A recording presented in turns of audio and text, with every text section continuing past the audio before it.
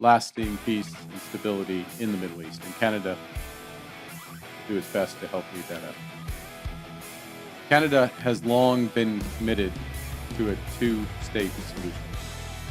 An independent, viable, and sovereign Palestinian state living side by side with the state of Israel in peace and security.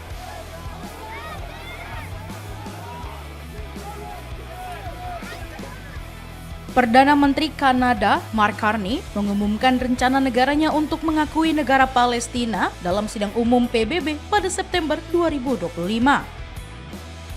Langkah ini disebut sebagai upaya mempertahankan harapan terhadap solusi dua negara dalam konflik Israel-Palestina dan menjadikan Kanada sebagai negara ketiga setelah Prancis dan Inggris yang menyatakan niat serupa.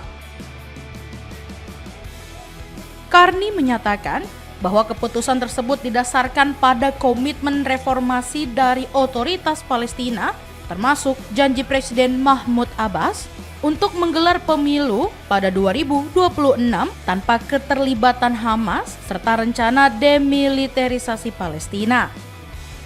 Ia menegaskan posisi Kanada tidak akan berubah kecuali dalam skenario yang menurutnya sulit dibayangkan.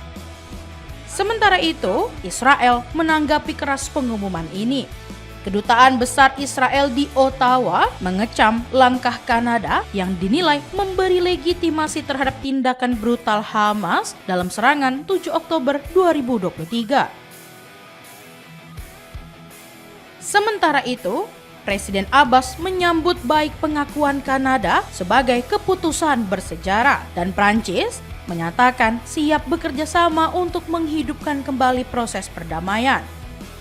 Carney mengakui bahwa pendekatan tradisional Kanada dalam mendukung solusi dua negara sudah tidak lagi relevan, terutama akibat aksi teror Hamas dan ekspansi permukiman ilegal Israel di wilayah pendudukan. Ia juga menyoroti kegagalan Israel dalam mencegah krisis kemanusiaan di Gaza, serta keputusan parlemen Israel yang mendorong aneksasi tepi barat sebagai alasan semakin jauhnya prospek perdamaian. Sebagai informasi, sidang umum PBB dijadwalkan kembali digelar pada September 2025 di Markas Besar Perserikatan Bangsa-Bangsa New York, Amerika Serikat. Pertemuan tahun ini menjadi forum penting bagi para pemimpin dunia untuk menyampaikan pidato dan menyuarakan sikap resmi negaranya terhadap berbagai isu global.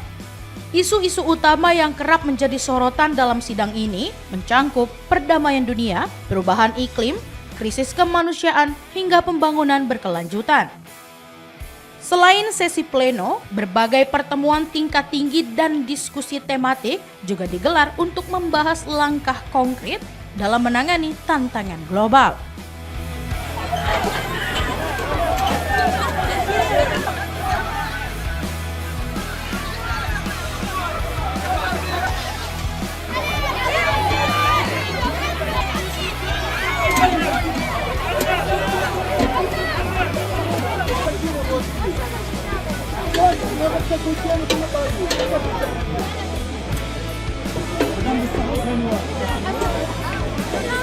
Gracias.